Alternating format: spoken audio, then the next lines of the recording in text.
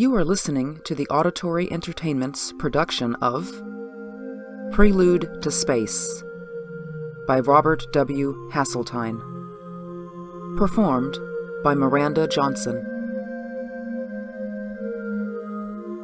You're certain to be included in a survey at one time or another. However, there's one you may not recognize as such. Chances are, it will be more important than you imagine. It could be man's prelude to space. I was climbing the steep side of a central Wisconsin hill, holding my bow away from my body for balance, when I first saw the stranger. He sat on a stump at the crest and watched me struggle up. As I drew nearer, I panted out a greeting and received his cheerful "Hi" in return. When I finally reached the top, I threw myself on the ground and began catching my breath. He did not say anything at first, just looked at the bow and the quiver of arrows at my back. Finally, he said, "May I look at it?" and reached for the bow. I handed it to him. He examined it carefully and returned it. "Beautiful workmanship. Is that all you use?" he asked. "I never cared much for guns," I answered. "I've always thought a bow gave the animal more of an even chance for his life." We talked then on the various aspects of hunting and how the crisp fall air seemed to make the deer seem closer than during the heat of summer. While we talked, I tried to place the reason he disturbed me, but I couldn't seem to do it. He was dressed in an old plaid shirt and dungarees, and his blonde hair wasn't many shades removed from my own straw thatch. But there was something odd about him that I couldn't quite find. "Perhaps it's the cloth." His words surprised me. "You see, it hasn't been discovered on this planet as yet." My face must have shown astonishment, because he went on in the same vein. "I admit it's confusing, but it's also true. My clothes weren't made on Earth." He chuckled then, deep in his throat. "I don't blame you for being confused. I know how I would feel if I met an extraterrestrial being before space travel was a reality." I kept staring at him. Finally, I blurted out, "What in Sam Hill are you talking about?" He leaned forward on the stump, and his face grew earnest. "You might say I'm a poll taker. I have to decide certain things from various interviews with individuals I meet." "What are you trying to prove?" I asked. "I'm sorry, but I can't tell you that until I'm finished with the interview. If I told you, your interest in the subject would tend to prejudice your answers." "Fair enough. What do you want to ask me?" He pulled out a notebook and smiled. "These questions may seem a little silly, but I must have straightforward answers to them. Will you go along with me?" I nodded my head. "Let's see now. If you were the head of a government and wanted to ascertain whether another country was ready for admission into the United Nations, what would you do?" I shrugged. I suppose I would read books and magazines from the country, and possibly have an interview with the heads of the government. After I had collected my data, I could then act upon it. "For the sake of argument, suppose the books and other periodicals were written so as to be prejudicial in favor of the government, and the heads also were coloring what they said." I thought for a minute.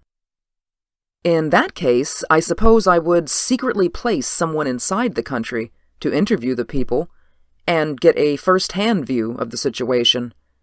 Then I would act on his data." He nodded his head. "Yes, the people themselves and the conditions they live in will give you the needed data." He turned a page in the book.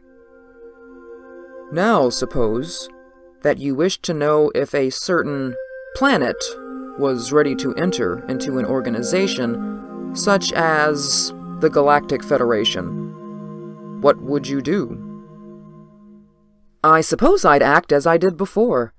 Place people inside the various areas of the planet to interview and observe. They would bring back the information needed to ascertain whether they would be an asset or a detriment to the organization.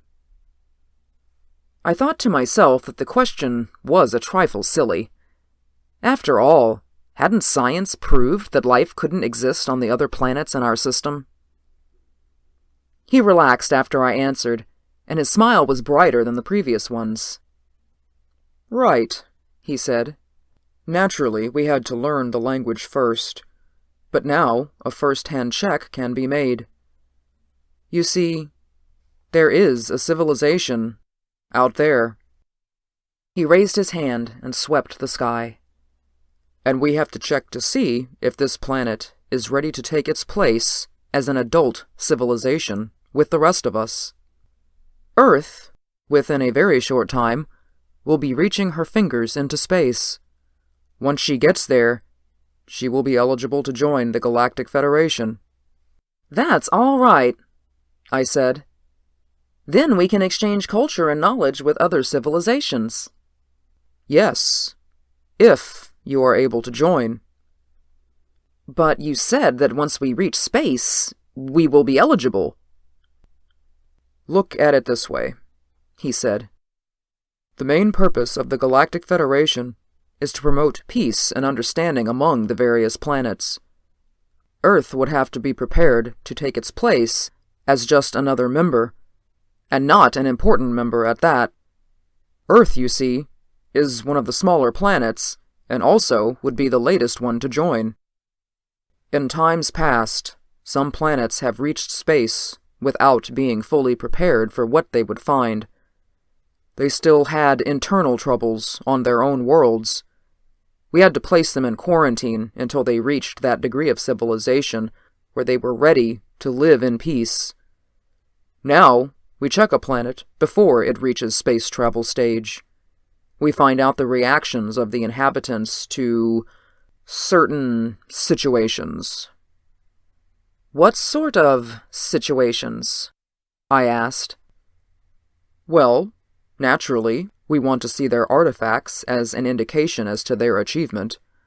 We have to know what the average man thinks of space travel and trade with other planets, and their ideas on peace, and their feelings toward their fellow men. All are very important. Actually, when a planet once enters the Federation, the people are the ones who decide on peace and war.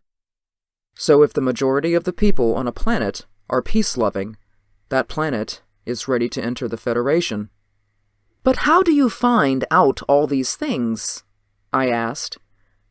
When a man finds out what you're trying to prove, he may lie because he wants to get into space. His eyes held a mischievous glint as he answered. Simple. The art of telepathy has been highly developed among my race. I have your thoughts on everything I've mentioned. Later, when all the data from thousands of similar interviews is in, it will be evaluated, and the decision made as to whether your world will be allowed to reach space. We have the means of keeping you from it if we decide you aren't yet ready. He stood up, and I followed suit. I must be going now, he sighed. This work keeps me on the run, and I have many more interviews to make. Believe me, it was a pleasure meeting you. I hope we meet again. Later. We shook hands, and he strolled over the hill into the valley. Perhaps I should have followed him, but it wouldn't have done any good, really, because a few moments later, I saw something shimmering over the top of the hill. It was big and disc-shaped, and shot into the sky with a speed that was unbelievable.